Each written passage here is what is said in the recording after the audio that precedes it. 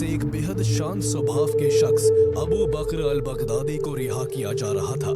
American department of defence उसे पकड़ने के केवल 10 महीने बाद ही एक लो लेवल थ्रेट मानकर छोड़ रहा था। लेकिन अमेरिका को तब कहां पता था कि जिसे वो कम खतरनाक समझकर छोड़ रहा है वो एक दिन आतंक का दूसरा नाम बन जाएगा। जेल से रिहा होते ही बगदादी एक्टिव हो गया और जल्द ही आतंकी संगठन Islamic state of Iraq ISI का लीडर बन बैठा। इसके बाद उसने मजहब के नाम पर ऐसे ऐसे खून खराबे किए कि पूरी दुनिया दंग रह गई। महिलाएं हो या बच्चे, मुसलमान हो या पराये धर्म के लोग, देशवासी हो या विदेशी, उसने किसी को नहीं छोड़ा। वो मजहब की आड़ में सत्ता और ताकत हासिल करता गया। देखते ही देखते उसने इराक के 40% हिस्से को अपने कंट्रोल में कर लिया और फिर उसने अपने पांव सीरिया में भी फैलाकर एक्सपेंशन करते हुए अपने संगठन ISI का नाम बदलकर Islamic state of Iraq and Syria ISIS कर दिया। सीरिया में वो 1/3 हिस्सा कैप्चर कर वहां के रक्का शहर से अपना शासन चलाने लगा और खुद को मोहम्मद का वंशज बताते हुए खलीफा घोषित कर दिया। खुद को मसीहा कहने वाले बगदादी के काम इतने दहशत भरे थे कि उसने लाखों लोगों की जिंदगी को नर्क बना दिया। उसने ISIS के जरिए कई देशों में आतंकी हमले करवाए, लाखों लोगों की हत्याएं करवाई और जो भी उसकी जिहादी मानसिकता के आड़े आया उसने उसे बुरी तरह से कुचल कर रख दिया। वो अपनी आइडियोलॉजी को दुनिया भर में फैलाना चाहता था और इसे मनवाने के लिए वो इस कदर पागल था कि उसने यजीदी कम्युनिटी को काफिर घोषित करके उस पर अत्याचार की सभी सीमाएं लांघ दी। आतंक की एक बड़ी फसल तैयार करने के बाद बगदादी ने सैकड़ों बैंक लूटे, मिडिल ईस्ट और गल्फ के कई ऑयल वेल को कैप्चर किया और सैकड़ों लोगों की किडनैपिंग के जरिए बेशुमार दौलत हासिल कर ISIS को दुनिया का सबसे अमीर आतंकी संगठन बना दिया। अबू बकर अल बगदादी इतना कुख्यात, निर्मम और खूंखार दरिंदा बन गया था कि उसे पकड़ने के लिए अमेरिका को उसके सिर पर $25 मिलियन का इनाम रखना पड़ा। The Islamic State is really the descendant of Al-Qaeda in Iraq, which began under Abu Musab al-Zarqawi. IS ने अपने चीफ अबू अल-बगदादी को अपने इस नए मुल्क का खलीफा घोषित कर दिया है। Just last month, Iraq sent up to 30,000 fighters to secure the western border against ISIS extremists entering from Syria. A series of coordinated attacks claimed by the Islamic State group were carried out across Paris on Friday 13th November 2015 in the worst terrorist assault on France since the Second World War. U.S. Special Operations Forces swooped down on his safe house on the outskirts of a small Syrian town. Al-Baghdadi is dead. He died like a dog.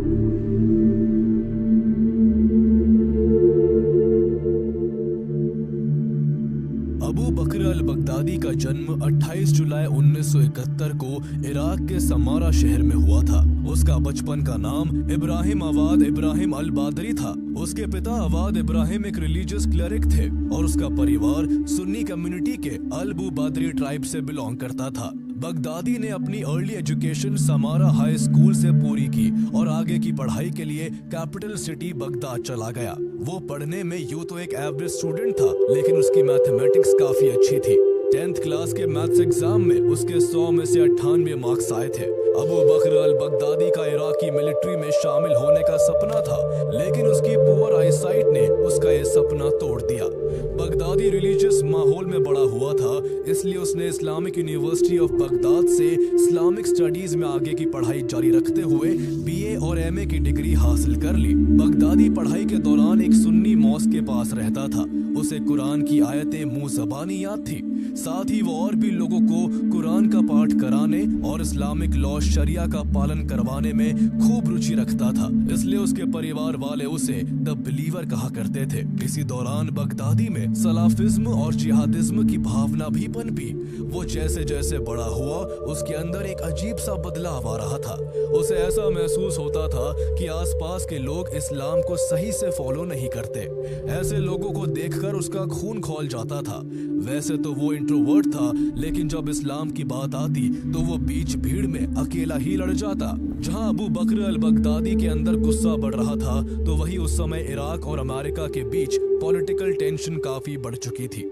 America ने Iraq पर weapons of mass destruction को रखने और al Qaeda को support करने का आरोप लगाते हुए 20 मार्च 2003 को इराक पर अटैक कर दिया और 13 दिसंबर 2003 को इराकी डिक्टेटर सद्दाम हुसैन को अरेस्ट कर उसे 30 दिसंबर 2006 को फांसी के फंदे से लटका दिया गया।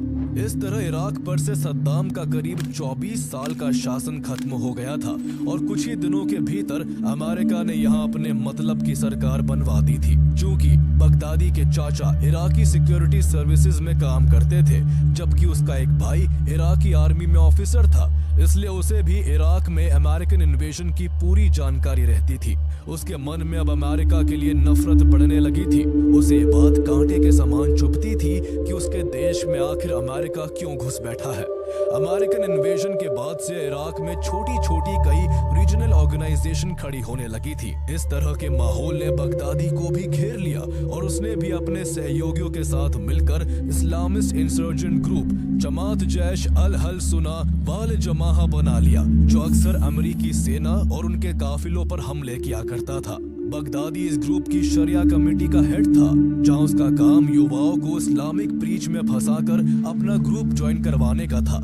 उसकी बोलने की कला अच्छी थी, इसलिए उसने दर्जनों यंग लोगों को अपने साथ मिला लिया था। धीरे धीरे बगदादी अमेरिकन आर्मी की नजरों में आने लगा और उसे 2004 के शुरुआती महीनों में बगदाद के पास के ही एक शहर फलूजा से अरेस्ट कर लिया गया। इसके बाद उसे अमेरिकी सेना ने साउथ इराक में स्थित कैंप बका में बंद कर दिया। इराकी इन्वेजन के दौरान अमेरिका ने इस कैंप में भारी संख्या में इस्लामिक एक्सट्रीमिस्ट को पकड़कर बंद किया था। जब यहाँ अबू बकर अल बगदादी को लाया गया तो वो बाकी कैदियों से बिल्कुल ऑपोजिट बिहेव करता। वो किसी से लड़ने, झगड़ने या बहस करने के बजाय शांत स्वभाव से हर दम नमाज पढ़ता रहता और अपने साथी कैदियों से भी नमाज पढ़वाता, साथ ही उन्हें रिलीजियस क्लासेस भी देता। उसका व्यवहार यहाँ सभी के साथ अच्छा था, इसलिए अमेरिका ने उसे एक लो लेवल थ्रेट माना और केवल 10 महीनों बाद ही उसे रिहा कर दिया। तब अमेरिका को कहाँ पता था कि जिसे वो एक मिसगाइडेड यूथ मानकर रिहा कर रहा है, वो आदमी एक दिन आतंक की दुनिया में अपने नाम का झंडा गाड़ देगा और आगे चलकर उसके लिए भी एक बड़ा थ्रेट बनकर उभरेगा।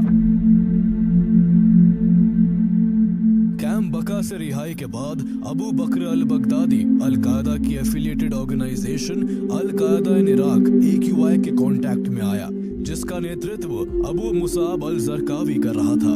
AQI इस्लामी जिहाद के नाम पर बहुत ही क्रूर तरीके अपना रहा था, जिनमें आत्मघाती हमलों से लेकर बिहेडिंग के तरीके तक शामिल थे। उसका मेन मोटिव इराक में मौजूद अमेरिकी सैनिकों और उनका साथ देने वाली इराकी फोर्सेस के खिलाफ आतंक फैलाना था। जरकावी के नेतृत्व में AQI इराक में आतंकवादी गतिविधियों को तेजी से बढ़ाकर एक बड़ी ताकत बनकर उभरा था। 2006 में AQI ने अपने नेटवर्क को बढ़ाने के लिए कई अन्य संगठनों के साथ मिलकर मुजाहिदीन शुरा काउंसिल नाम से एक जिहादिस्ट अम्ब्रेला ऑर्गेनाइजेशन बनाया। बगदादी भी AQI के काम से काफी इम्प्रेस था, इसलिए उसने भी AQI को ज्वाइन करते हुए अपने ग्रुप को इसी काउंसिल में मर्ज कर दिया। AQI अमेरिकन फोर्सेस को टारगेट करने के साथ साथ इराक में सुन्नी शिया के तनाव को भड़काकर सेक्टेरियन वायलेंस भी फैला रहा था, ताकि वहां अमेरिका समर्थित इराकी सरकार अनसेटल हो जाए। इस तरह सद्दाम हुसैन के मारे जाने के बाद भी जरकावी अमेरिका का सर दर्द बना हुआ था। इसलिए बढ़ते खतरे को देखते हुए अमेरिका ने जून 2006 में AQI के ठिकानों पर एक बड़ी एयर स्ट्राइक की, जिसमें AQI का सरगना अबू मुसाब अल जरकावी मारा गया। जरकावी की मौत को इराकी और अमेरिकी सेनाओं ने एक बड़ी सफलता के रूप में सेलिब्रेट किया, लेकिन अभी इराक में आतंक के एक नए सूरज का उदय जल्दी ही होने वाला था। जरकावी की मौत के बाद AQI का charge Abu Omar al Baghdadi और अबू अयूब अल मासरी ने संभाला। उन्होंने AQI को रिस्टैब्लिश करते हुए उसका नाम बदलकर Islamic state of Iraq ISI कर दिया। इस दौरान ISI में अबू बकर अल बगदादी शरिया कमिटीज का प्रभारी था और जिहादी समूहों को रिलीजियस गाइडेंस देता था। अबू बकर अल बगदादी ने इराक के बड़े बड़े जिहादी गुटों को एकजुट करने का काम किया। वो बड़ी बड़ी सभाएं करता, जिहाद के नाम पर युवाओं को भड़काता और उन्हें ISI में शामिल होने के लिए मजबूर करता। इस तरह से ISI में बगदादी का कद बढ़ने लगा और आगे चलकर उसे ISI के कंसल्टेटिव शूरा काउंसिल में शामिल कर लिया गया, जिससे उसके कंधों पर ISI को आगे बढ़ाने की जिम्मेदारी आ गई। वो आगे चलकर सालों तक इसी तरह अपने शब्दों के जाल में हजारों लोगों को फंसाता रहा और ISI में लोगों की तादाद बढ़ाता रहा। उसका रुतबा अब तक काफी बढ़ चुका था और ISI के लोग उसको आंखें बंद करके फॉलो करते थे। इसी बीच 2010 में एक बार फिर ISI की बढ़ती ताकत को कम करने के लिए अमेरिकी सेना ने ISI के ठिकानों पर एक बड़ा अटैक किया। इस अटैक में उसके कई ठिकाने ध्वस्त हो गए और ISI का सरगना अबू उमर अल बगदादी और उसका डेप्यूटी अबू अयूब अल मसरी मारे गए। 2 टॉप कमांडर्स की मौत के बाद ISI बिखरने की कगार पर खड़ा था। ऐसे में अबू बकर अल बगदादी को Islamic state of Iraq ISI का नया नेता चुना गया। बगदादी ISI को फिर से मजबूत करने में जुट गया। उसने सद्दाम रिजीम के समय के मिलिट्री और इंटेलिजेंस ऑफिसर्स को ISI से जोड़ लिया। इनमें से कई ऑफिसर्स कैंप बका में बगदादी के साथ प्रिजनर्स थे। जो बगदादी कैंप बका में शांत रहता था, उसका ये रूप देखकर वो लोग हैरान जरूर थे, लेकिन उन्होंने बगदादी का पूरा साथ दिया। बगदादी ने इन अधिकारियों की स्पेशलिटी और वॉर टैक्टिक्स का इस्तेमाल करते हुए 2011 में मार्च से अप्रैल के बीच बगदाद के दक्षिणी हिस्से में 23 हमले करवाए और भारी उथल पुथल मचाकर आतंक की दुनिया में ISI का रुतबा फिर से कायम कर दिया। उसने अपना सबसे खूंखार रूप तब दिखाया जब 2 मई 2011 को अमेरिका ने पाकिस्तान के अबोटाबाद में घुसकर अल-कायदा के सरगना ओसामा बिन लादेन को मार गिराया। बगदादी ओसामा बिन लादेन को अपना आदर्श मानता था, इसलिए उसकी हत्या से वो गुस्से से तिलमिला उठा और उसका बदला लेने का ऐलान कर दिया। इसके केवल 3 दिन बाद ISI ने इराक के हिल्ला शहर में एक बड़े हमले को अंजाम दिया, जिसमें 24 पुलिसकर्मी मारे गए जबकि 72 बुरी तरह घायल हो गए। इसके बाद ओसामा बिन लादेन की मौत का बदला लेने के लिए ISI ने इराक में 100 हमले करने की घोषणा करते हुए इराक के मोसुल शहर में आत्मघाती हमलों की एक सीरीज शुरू कर दी। इराक की गलियां, सड़कें और चौराहे ISI के बम विस्फोटों की गूंज से थर्रा उठे। एक आत्मघाती बम विस्फोट बगदाद की उम अल कुरा मॉस्क में भी हुआ, जिसमें सुन्नी कम्युनिटी के बड़े नेता खालिद अल फैदावी समेत 29 लोग मारे गए। 1 साल के भीतर ही बगदादी ने आतंक का एक ऐसा साया कायम किया जिससे निपट पाना इराकी सरकार के लिए मुमकिन नहीं था। इसी दौरान अमेरिकी सेना भी इराक को छोड़कर वापस अपने देश लौटने लगी थी। दिसंबर 2011 तक इराक अमेरिकन फोर्सेस से खाली हो चुका था, जिसके बाद अबू बकर अल बगदादी और भी ज्यादा क्रूर हो गया। बगदादी को अब खुली छूट मिल चुकी थी और वो जब चाहे जहां चाहे बिना किसी डर के हमले करवा सकता था। उसके बाद उसने ना गांव छोड़े, ना शहर, ना सिविलियंस छोड़े, ना गवर्नमेंट ऑफिसर्स, ना पुलिस छोड़ी, ना आर्मी। वो बिना किसी रुकावट के सबका शिकार करता गया और तेजी के साथ इराक में अपने एरियाज को एक्सपैंड करने लगा। ISI के इन खूंखार हमलों से अमेरिका इतना परेशान हुआ कि उसने अबू बकर अल बगदादी को टेररिस्ट घोषित करते हुए उससे रिलेटेड इंफॉर्मेशन देने वाले के लिए $10 मिलियन का इनाम डिक्लेयर कर दिया। जहां इराक में ISI अपना आतंक कायम कर रहा था, तो वही इसी बीच इराक के पड़ोसी देश सीरिया में भी 2011 में सीरियन सिविल वॉर के चलते भारी उथल पुथल शुरू हो गई। धीरे धीरे सीरिया की लड़ाई भयानक रूप लेने लगी। एक तरफ सीरियन गवर्नमेंट को डिफेंड करने के लिए सीरियन आर्मी ब्रुटैलिटी की सारी हदें पार कर रही थी, जबकि दूसरी ओर वहां के लोकल रेबल ग्रुप्स सरकार को निशाना बना रहे थे। अमेरिका, रूस और ईरान जैसे ताकतवर देश भी अपने अपने फायदे के हिसाब से यहाँ इंटरफेयर कर रहे थे। ऐसे में अल-कायदा भी सीरियन वॉर में शामिल होकर सीरियन गवर्नमेंट के अगेंस्ट हमले करके उससे सीरिया की टेरिटरीज छीनने में लगा हुआ था। अल-कायदा हाई कमांड ने इस संघर्ष में ISI को भी शामिल होने का ऑफर दिया। बगदादी को ये एक अपॉर्चुनिटी की तरह दिखा जिससे वो ISI को और भी एक्सपैंड कर सकता था।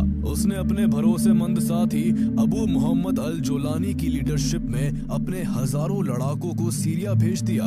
अबू मोहम्मद अल जोलानी ने सीरिया में फंक्शन करने के लिए ग्रुप का नाम अल नुसरा फ्रंट रखा, जिससे अल कायदा की तरफ से हर तरह की मदद मिली। अल नुसरा फ्रंट ने असद सरकार के खिलाफ लड़ाई लड़ी और धीरे धीरे सीरिया में मजबूत पकड़ बनाते हुए कुछ इलाके अपने कंट्रोल में ले लिए। अल कायदा से मिल रहे लगातार सपोर्ट के कारण अल नुसरा फ्रंट अल कायदा के काफी करीब जाने लगा था। कहीं ना कहीं बगदादी ये देखकर इनसिक्योर हो गया और उसने अल कायदा को कॉर्नर करते हुए अल नुसरा फ्रंट को ISI का पार्ट बताकर ISI में मर्ज कर दिया।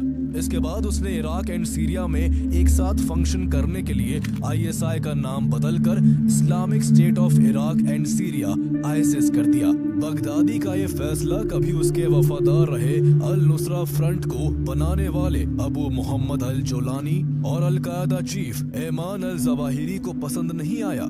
अल कायदा ने उसके मर्जर को रिजेक्ट कर दिया और अल नुसरा फ्रंट को अपना हिस्सा बताते हुए ISIS के साथ सारे रिश्ते तोड़ दिए। इस तरह कभी सीरियन सिविल वॉर का फायदा उठाकर एक साथ काम करने वाले अल कायदा और ISIS के बीच तनाव बढ़ गया और दोनों गुट एक दूसरे को ही निशाना बनाने लगे। इस खूनी संघर्ष में ISIS जल्दी ही भारी पड़ने लगा और जो इलाके पहले अल नुसरा फ्रंट के कब्जे में थे उन्हें तेजी से उसने कैप्चर कर खुद को सीरिया में एक बड़ी जिहादी ताकत के रूप में स्टैब्लिश कर लिया। 2013 में सीरियन गवर्नमेंट के अगेंस्ट में खड़े रेबल ग्रुप्स ने सीरिया के जिस उत्तरी शहर रका को बहुत जद्दोजहद के बाद अपने कंट्रोल में लिया था, ISIS ने उनसे उसे छीनने के लिए घमासान लड़ाई शुरू कर दी। कई हफ्तों तक ISIS ने रका में खूनी खेल खेला। उसके लड़ाकों ने महिलाओं, बच्चों और बूढ़ों को भी नहीं बख्शा।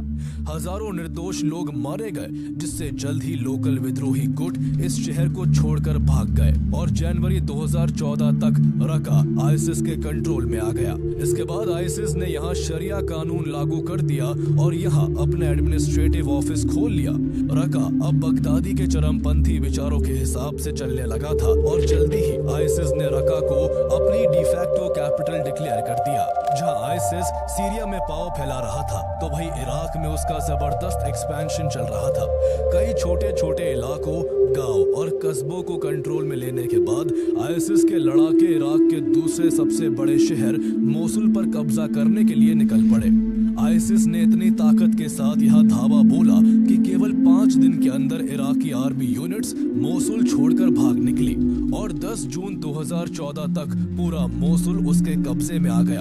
आर्मी यूनिट्स के बाद धीरे धीरे लाखों सिविलियंस ने भी ISIS के खौफ से अपना घर छोड़ दिया।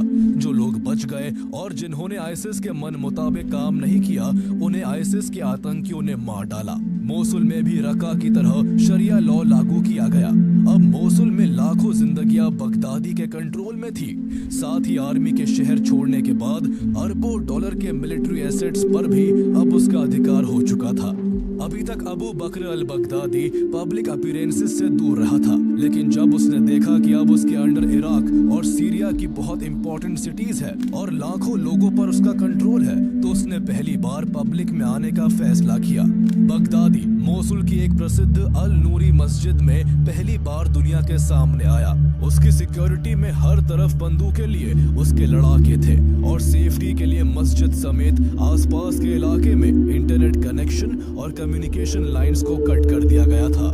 बगदादी को सुनने के लिए मस्जिद में सैकड़ों लोग बड़ी शिद्दत के साथ खड़े हुए थे और इस पूरे इवेंट को पूरी दुनिया तक पहुंचाने के लिए रिकॉर्ड भी किया जा रहा था। उस दिन इस भाषण में बगदादी कुरैश ट्राइब से बिलोंग करने के कारण खुद को पैगंबर मोहम्मद का वंशज बताते हुए खलीफा डिक्लेयर कर देता है। वो खुद को दुनिया के सभी मुसलमानों का धार्मिक और राजनीतिक नेता बताता है और इस्लामिक कैलिफेट की एस्टैब्लिशमेंट की घोषणा करता है। हालांकि उसकी की इस घोषणा को लगभग सभी इस्लामिक रिलीजियस अथॉरिटीज ने रिजेक्ट कर दिया, फिर भी उसके कैलिफेट को उसके लड़कों के अलावा हजारों लोगों ने कबूल किया। आईसिस ने इराक और सीरिया के सिर्फ इलाकों पर कब्जा ही नहीं किया, बल्कि वो उसे एक स्टेट की तरह चलाने लगा। उसने एक क्रूर जस्टिस सिस्टम लागू किया, टैक्सेस वसूले और कुछ हद तक पब्लिक सर्विसेज भी दी। सीरिया और इराक में अपनी दहशतगर्दी कायम करने के बाद अबू बकर अल बगदादी अब अपने आतंक को पूरी दुनिया में फैलाकर आईसिस को इंटरनेशनली एक्सपैंड करना चाहता था। इसके लिए उसके लोगों ने सोशल मीडिया का सहारा लिया और वो यूट्यूब, टेलीग्राम एंड ट्विटर जैसे प्लेटफॉर्म्स पर प्रोपेगेंडा वीडियोस को वायरल करने लगे। धीरे धीरे इन प्रोपेगेंडा वीडियोस के चलते मिडिल ईस्ट के देशों के अलावा एशिया, यूरोप और अफ्रीका में भी काफी कट्टरपंथी उसके मुरीद होने लगे।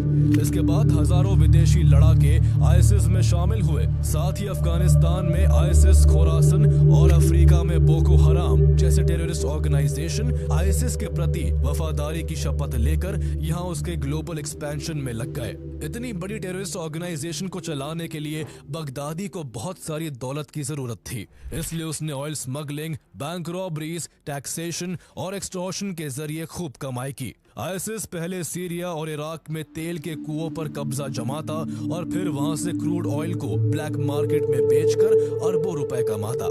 आईसिस को केवल तेल की बिक्री से हर दिन लगभग 1 मिलियन से लेकर 2 मिलियन डॉलर्स तक की कमाई होती थी। तेल की कमाई उसके लिए काफी नहीं थी, इसलिए उसने कभी मोसुल सेंट्रल बैंक पर हमला करके 400 मिलियन डॉलर्स लूटे, तो कभी foreign journalist, NGO workers, diplomats और लोकल रिच लोगों को किडनैप करके एक बड़ी रकम वसूल की। जो लोग रैंसम नहीं देते उन्हें टॉर्चर करके मार दिया जाता और वीडियो बनाकर सोशल प्लेटफॉर्म्स पर रिलीज किया जाता, ताकि बाकी लोग डरकर फिरौती देने के लिए तुरंत राजी हो जाए। इन सब के अलावा आईसिस ने सीरिया और इराक में ड्रग्स भी प्रोड्यूस करना शुरू किया। ट्रामाडोल, हशीश और कैप्टागॉन जैसे ड्रग्स को स्मगल कर यूरोप और एशियाई बाजारों में बेचा जाने लगा, जिससे आईसिस को मिलियंस ऑफ डॉलर्स का मुनाफा हुआ। आईसिस को विदेशों से भी भर भर के फंडिंग मिली। कतर, कुवैत, यूएई और सऊदी अरब के कुछ अमीर कट्टरपंथियों ने आईसिस को फंड किया। इस तरह से कुछ ही सालों में चारों तरफ से हासिल हो रही बेशुमार दौलत ने आईसिस को दुनिया का सबसे अमीर आतंकी संगठन बना दिया था। इसके बाद ताकत के नशे में चूर अबू बकर अल बगदादी ने आईसिस को कहीं भी कोई भी हमला करने के लिए खुला छोड़ दिया था। आईसिस के लड़ाके अब वहशी दरिंदे बन चुके थे, जिन्हें लोगों को तड़पाने में मजा आता था। उनका सबसे ज्यादा अत्याचार यजीदी कम्युनिटी ने सहा। यजीदी इराक की एक माइनॉरिटी कम्युनिटी है जो मेनली नदर्न इराक के सिंजार माउंटेन्स और आसपास के इलाकों में रहती है। यजीदी समुदाय की रिलीजियस आइडेंटिटी इस्लाम से अलग है, इसलिए आईसिस ने उन्हें काफिर घोषित करते हुए उन पर हमला कर दिया। आईसिस के हजारों लड़ाके यहाँ के गांव और कस्बों में घुस आए। हजारों यजीदी पुरुषों और लड़कों को पकड़कर उन्हें इस्लाम कबूल करने के लिए मजबूर किया गया और जिन्होंने मना किया उन्हें गोली मार दी गई। इस तरह 5000 से ज्यादा यजीदी पुरुषों की हत्या कर दी गई, जबकि महिलाओं का इससे भी बुरा हाल था। महिलाओं और लड़कियों को किडनैप कर उनका यौन शोषण किया जाता और जब मन भर जाता तब उन्हें भरे बाजार किसी सामान की तरह बेच दिया जाता। आईसिस ने 6000 से भी ज्यादा महिलाओं और लड़कियों को अगवा कर उनका जीवन नर्क से भी बदतर बना दिया था। आईसिस की इस क्रूरता से डरकर करीब 4 लाख यजीदी लोग यहाँ से कुर्दिस्तान रीजन में भाग गए, जबकि दसियों हजार यजीदी अपनी जान बचाने के लिए सिंजर पर्वत में जा बसे। इस तरह ये लोग आईसिस के हाथों से तो बच गए, लेकिन इनमें से हजारों को यहाँ भूख ने मार डाला। आईसिस की बढ़ती क्रूएलिटी की वजह से अमेरिका ने उसे सबक सिखाने के लिए कई बार उसके ठिकानों पर हवाई हमले किए थे। अमेरिका के इन हमलों से बगदादी भड़क उठा और वो इसका बदला लेने के लिए इराक और सीरिया में रिपोर्टिंग के लिए आए अमेरिकन जर्नलिस्ट को किडनैप कर उनकी जान लेने लगा। अगस्त 2014 में आईसिस ने जेम्स फॉली का गला काटते हुए एक वीडियो रिलीज किया, जिसका title a message to America था। इसके बाद एक और अमेरिकन जर्नलिस्ट स्टीवन सॉटलॉफ का भी सर धड़ से अलग कर दिया और उसका भी वीडियो सोशल मीडिया पर डाला गया। इस तरह बगदादी अमेरिका को आंख दिखा रहा था और उसे उस पर हमले ना करने के लिए डरा रहा था। इसके बाद जहां आईसिस ने 2015 में सीरिया की एंशिएंट सिविलाइजेशन के सेंटर पल्मीरा को अपने कब्जे में लेकर पल्मीरा के चीफ आर्कियोलॉजिस्ट खालिद अल असाद को सरेआम मौत के घाट उतार दिया, तो वही रोमन टेम्पल, पिलर्स, म्यूजियम और 2000 साल पुराने बालशमिन टेम्पल को पूरी तरह डिस्ट्रॉय कर दिया। आईसिस का मकसद इन हिस्टोरिकल हेरिटेज को मिटाकर दुनिया में अपनी विचारधारा को जल्दी से जल्दी फैलाना था। इस वक्त तक आईसिस ने इराक का 40% हिस्सा और सीरिया की 1/3 टेरिटरीज को अपने कंट्रोल में कर लिया था। आईसिस की शाखाएं इराक और सीरिया के अलावा मिडिल ईस्ट और नॉर्थ अफ्रीका के कई हिस्सों तक फैल गई थी। इनमें Libya, Arabian peninsula, Sinai peninsula, Tunisia और येमेन के कई क्षेत्र शामिल थे। इस तरह दसियों लाख लोग उसके खौफनाक साए के नीचे अपनी जिंदगी जीने के लिए मजबूर हो चुके थे। आईसिस ने अपने हमलों से वेस्टर्न देशों को भी नहीं छोड़ा। उसके 9 आतंकवादियों ने फ्रांस के कैपिटल पेरिस में लगभग एक ही समय पर 6 जगहों पर जानलेवा हमलों को अंजाम दिया। पहले यहाँ के स्टेड डे फ्रांस स्टेडियम को निशाना बनाया गया, जहाँ फ्रांस और जर्मनी के बीच फ्रेंडली फुटबॉल मैच चल रहा था, जिसे देखने 80,000 लोग आए हुए थे, जिनमें से एक फ्रांस के प्रेसिडेंट फ्रैंकोइस होलांदे भी थे। मैच शुरू होने के कुछ देर बाद आईसिस के 3 आत्मघाती हमलावर स्टेडियम में घुसने के लिए बढ़े तो सिक्योरिटी गार्ड ने उन्हें एंट्री गेट पर ही रोक लिया। उनकी चेकिंग की गई तो उनके होश उड़ गए, क्योंकि आतंकियों ने अपने शरीर पर एक्सप्लोजिव बांध रखे थे। इसके बाद पकड़े जाने से पहले ही तीनों ने खुद को उड़ा लिया। यह हमला तो आईसिस के मुताबिक नहीं हो सका, लेकिन उसके आतंकियों ने पेरिस के कई रेस्टोरेंट्स को निशाना बनाकर कई लोगों की हत्या कर दी। 3 आतंकी बैटक्लैन कॉन्सर्ट हॉल में भी घुस आए, जहां 1500 लोग eagles of death metal band का लाइव शो देख रहे थे। तभी उन तीनों ने अंदर घुसकर अल्लाहू अकबर के नारे लगाते हुए AK-47 से अंधाधुन गोलीबारी शुरू कर दी। आईसिस के इस हमले में उस दिन पेरिस में 130 बेकसूर लोगों की मौत हो गई, जबकि 350 से भी ज्यादा लोग बुरी तरह से घायल हो गए। इसके बाद बेल्जियम के ब्रसेल्स में बॉम्बिंग से लेकर फ्रांस के नाइस शहर में ट्रक से दर्जनों लोगों को कुचलने तक, जर्मनी के बर्लिन में क्रिसमस मार्केट पर अटैक करने और रशियन प्लेन्स को बम से उड़ाने से लेकर टर्की के अतातुर्क एयरपोर्ट पर आत्मघाती हमला करने तक, आगे के सालों में आईसिस ने कई विदेशी देशों को निशाना बनाया और आतंक की दुनिया में अपना नाम सबसे ऊपर ला दिया। आईसिस अब पूरी दुनिया के लिए खतरा बन चुका था।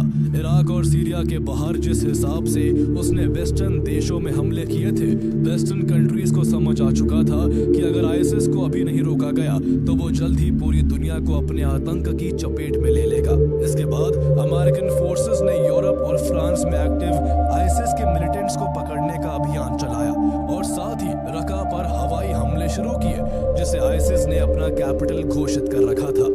अमेरिका की स्पेशल फोर्सेस ने कुर्दिश और अरब मिलिशियाज के alliance Syrian democratic forces SDF के साथ मिलकर सीरिया में आईसिस को चारों तरफ से घेरना शुरू कर दिया। कई एयर स्ट्राइक्स करके सीरिया इराक सीमा पर स्थित आईसिस के लॉजिस्टिक सप्लाई चेन को तोड़ने का प्रयास किया गया, ताकि आईसिस को कोई बाहरी समर्थन ना मिल सके। अमेरिकी हवाई हमले में आईसिस के 2 कमांडर अबू मोहम्मद अल अदनानी और अबू उमर अल शिशानी मारे गए। टॉप कमांडर की मौत से यहाँ आईसिस की कमर टूटने लगी। इसके बाद इनकम के सारे रास्ते बंद करने के लिए आईसिस के कब्जे वाले ऑयल रिफाइनरीज को तबाह कर दिया गया और आईसिस के कई ट्रेनिंग कैंप्स को भी भारी नुकसान पहुंचाया गया। सीरिया में इस तरह आईसिस को कमजोर करने के बाद मोसुल को टारगेट किया गया, जहां आईसिस ने सालों से कब्जा जमा रखा था। अक्टूबर 2016 में अमेरिकन लेड कोalition ने ऑपरेशन वी आर कमिंग निन्वे के तहत मोसुल को आईसिस से मुक्त करने के लिए एक बड़ा मिलिट्री एक्शन शुरू किया, जिसमें इराकी सिक्योरिटी फोर्सेस और कुर्द पेशमर्गा फोर्सेस के अलावा कई देशों का इन्वॉल्वमेंट था। यहाँ ड्रोन स्ट्राइक और हवाई हमलों के जरिए सबसे पहले आईसिस की सप्लाई लाइंस को डिस्ट्रॉय किया गया। आईएसएस के ठिकानों और कमांड सेंटर्स पर भी बड़ी कार्रवाई की गई। आईएसएस को फाइनेंशियल रूप से अलग थलग करने के लिए अमेरिका ने मोसुल स्थित आईएसएस के बैंकों पर भारी बमबारी कर आईएसएस द्वारा जमा की गई लगभग 45 मिलियन डॉलर्स की संपत्ति जलाकर राख कर दी। इसके बाद अमेरिका ने आईएसएस के खिलाफ साइबर वॉर की भी शुरुआत कर दी। ऑपरेशन ग्लोइंग सिम्फनी के तहत ट्विटर, फेसबुक और टेलीग्राम जैसे सोशल मीडिया प्लेटफॉर्म्स पर आईएसएस के सैकड़ों अकाउंट्स ब्लॉक कर दिए गए। अमेरिका ने आईएसएस के डिजिटल कम्युनिकेशन को ट्रैक कर उनके ठिकानों पर बेहद सटीक हमले किए। इस तरह ईस्टर्न मोसुल लगभग 100 दिनों में आईएसएस से मुक्त हो चुका था। अब वेस्टर्न मोसुल को भी आईएसएस से फ्री करने के लिए वहां भी एक्शन शुरू हो गया। यहाँ खुद को घिरते देख आईएसएस के आतंकी घनी आबादी वाले क्षेत्रों में नागरिकों को ढाल बनाकर रिटेलिएट करने लगे। आईएसएस छिपकर इराकी और अमेरिकी सेना पर आत्मघाती हमले भी कर रहा था। आईएसएस को यहाँ मात देने के लिए फोर्सेस ने टाइग्रिस नदी को पार कर कुछ ही दिनों में वहाँ के सभी आईएसएस के ठिकानों को चारों तरफ से घेरते हुए ध्वस्त कर दिया। ईस्टर्न और वेस्टर्न मोसुल को आजाद कराने के बाद इराकी सेना अल नूरी मस्जिद की तरफ बढ़ी, जहाँ अबू बकर अल बगदादी ने खुद को खलीफा घोषित किया था। यहाँ कई आतंकी छुपे हुए थे। जब उन्होंने देखा कि अब बचने का कोई रास्ता नहीं है, तो उन्होंने अपनी हार स्वीकार कर पकड़े जाने से पहले ही खुद समेत मस्जिद को भी उड़ा दिया। करीब 9 महीने की इस कार्रवाई में हजारों आईएसएस लड़ाके मारे गए। इस दौरान शहर को भी भारी नुकसान पहुंचा। 10,000 से ज्यादा नागरिकों की जान गई और लाखों डरकर अपना घर छोड़कर भाग गए। इस बीच सबसे जरूरी बात यह थी कि मोसुल अब आईएसएस की गिरफ्त से आजाद था।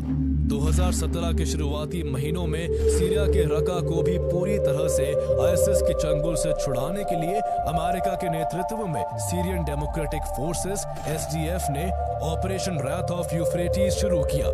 SDF फोर्सेस ने शहर को चारों ओर से घेर लिया और आईएसएस के बाहर जाने के सभी रास्ते काट दिए। इससे आईएसएस के लड़ाके शहर के अंदर ही फंस गए, जहां उनके ठिकानों पर लगातार हमले किए जाने लगे। भारी हवाई बमबारी और जमीनी लड़ाई से आईएसएस धीरे धीरे कमजोर पड़ने लगा था। आईएसएस के स्नाइपर्स सुरंगों से छिपकर और कुछ आत्मघाती हमलावर का रूप लेकर लड़ाई जरूर कर रहे थे, लेकिन उनके पास American modern weapons, drones, fighter jets का कोई तोड़ नहीं था। कुछ हफ्तों की भीषण लड़ाई के बाद आईएसएस को शहर से बाहर खदेड़ दिया गया और SDF ने रका को अपने कंट्रोल में ले लिया। एक के बाद एक 2 बड़े शहरों को गंवाने से आईएसएस बिखर कर बर्बादी की कगार पर खड़ा था। लेकिन अब भी आईएसएस का सरगना Abu Bakr al Baghdadi America के हाथ नहीं आया था। इसलिए अमेरिका ने बगदादी को पकड़ने के लिए $10 मिलियन के रिवॉर्ड को बढ़ाकर $25 मिलियन कर दिया। मोसुल और रका की हार के बाद आईएसएस सिमटकर सीरिया और इराक के छोटे छोटे इलाकों में रह गया था। सैकड़ों लड़ाके सीरिया के यूफ्रेट्स रिवर के किनारे स्थित हाजिन और बागुस के इलाके में अपनी अंतिम पकड़ बनाकर बैठे थे। ऑपरेशन राउंड अप के जरिए अमेरिका ने इन जगहों को भी आईएसएस से आजाद कर दिया। आईएसएस इस तरह अपने कब्जे की 95% टेरिटरीज को खो चुका था। कभी एक साल में $1 बिलियन तक कमाने वाले आईएसएस की नौबत मछली के व्यापार करने तक की आ गई थी। इस दौरान बार बार बगदादी की भी मौत की अफवाहें उड़ रही थी। हालांकि बगदादी जिंदा था और ऑडियो एंड वीडियो मैसेज के जरिए अपने लड़ाकों को छिपकर लड़ाई जारी रखने के निर्देश दे रहा था।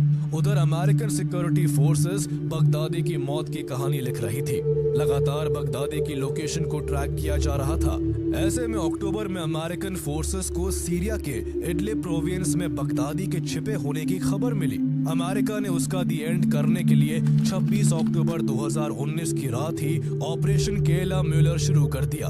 इराक के इरबिल से अमेरिकन डेल्टा फोर्स के कई कमांडोज 8 MH-60 ब्लैक हॉक्स और CH-47 चिनूक्स प्लेन्स पर सवार होकर सीरिया के इडलिब प्रोविंस के बरीशा विलेज की ओर निकल पड़े। कमांडोज ने 70 मिनट में ही बरीशा पहुंचकर बगदादी के ठिकाने को चारों तरफ से घेर लिया। कमांडोज बगदादी के ठिकानों पर भारी गोलीबारी और बमबारी करने लगे। बदले में बगदादी के बॉडीगार्ड्स और लड़ाकों ने भी रिटेलिएट करने की कोशिश की, लेकिन अमेरिकन बमबारी और ड्रोन हमलों के सामने वो ज्यादा देर टिक नहीं पाए। बगदादी को समझ आ चुका था कि वो अब अपनी जिंदगी के आखिरी छोर पर खड़ा है और उसकी जान अब कभी भी जा सकती है। जिस बगदादी के हाथ हजारों मासूम लोगों के खून से सने हुए थे, वो अब खुद की जान बचाने के लिए फड़फड़ा रहा था। उसने एक अंधेरी सुरंग में अपने परिवार के साथ खुद को छिपाने की कोशिश की, लेकिन जल्दी ही अमेरिकी मिलिट्री डॉग्स ने उसे ढूंढ लिया।